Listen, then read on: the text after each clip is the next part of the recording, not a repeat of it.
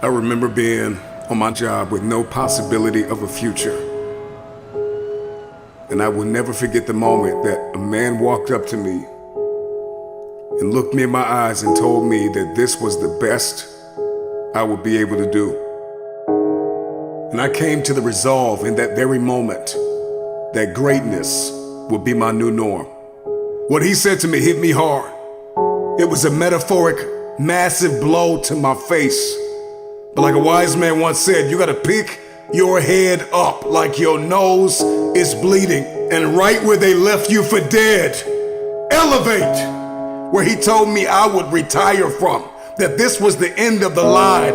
I came to the resolve that I would not believe the lie. I could hear it in the air that the voice of destiny would reside in the place where he wanted me to die. I made the decision to fight for my future.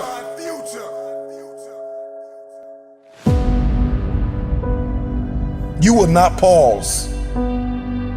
It seems to be a catastrophic storm of chaos, but I pray that in this moment you will find the calm, the peace, the hope, the faith, the courage, the expectancy you need to live and not die, to move up.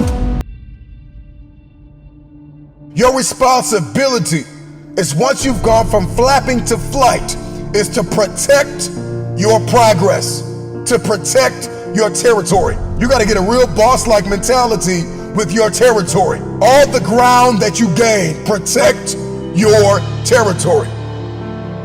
I ask you the question, when are you going to stop thinking that you are what you are going through? When we step into elevation and we get that, what I like to call that bird's eye view, we gain a greater perspective when we zoom out. And too many of you are guilty of becoming what you are going through. You are not what you are going through. See, in the game of life, those who have an elevated perspective will inherit the future. And it is time for you to fight for your future. How bad do you want the future? I want you to let that question sink in. Because the day you stop quacking with ducks and start flying with the eagles, all of a sudden everything changes. But you know, for many of you, you are addicted to the company of the duck. I need you to scrupulously examine the landscape of your relationships. Because if nobody told you, let me be the first one to tell you, separation precedes elevation. It's a lot of people in your life that are holding you down, that are holding you back. There are some people you are going to have to let go of in order to elevate above the noise, above the dysfunction, to be a light shining brilliantly through the darkness, above the uncertainty, high above all murky waters, beyond the pain of the test and trial.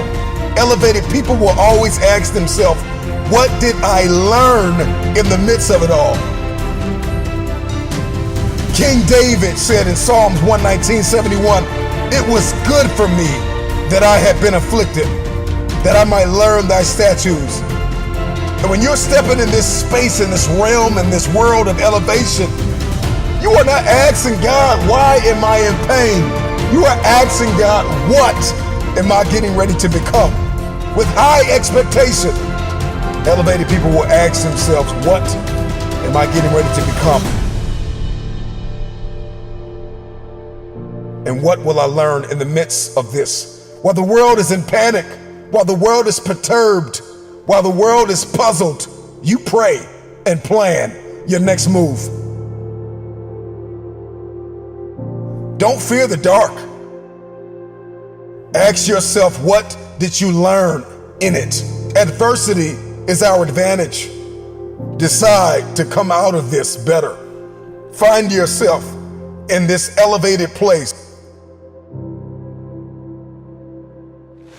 Everybody wants it. We want promotion. We want the upgrade. We want advancement.